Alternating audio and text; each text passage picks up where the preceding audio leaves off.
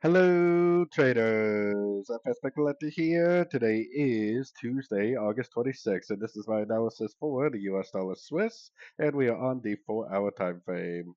So on the dollar Swiss, I mean, this one has been very, very sideways, but it definitely is making impulsive down, ABC up, impulsive down, ABC up. So hopefully this is impulsive down, and this is a correction to that impulsive down, and eventually we're going to get another lower high and going to continue to push down.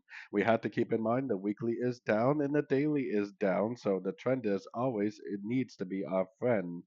Going down to the 1 hour time frame is where I got my Fibonacci retracement on the whole move down. Now this move up definitely looks more like an impulsive move, like a 5 wave impulsive move instead of like a 3 wave overlapping pattern. But you definitely do get those motive wave corrections quite a bit. So if we do get a Fibonacci bounce, which we are at the 61% now, and it starts to go down and really starts to get some nice breaks of structure, then that probably would be the end of a correction that we're looking for and a really nice entry to go short, hopefully for the continuation of the really high time frame downtrends.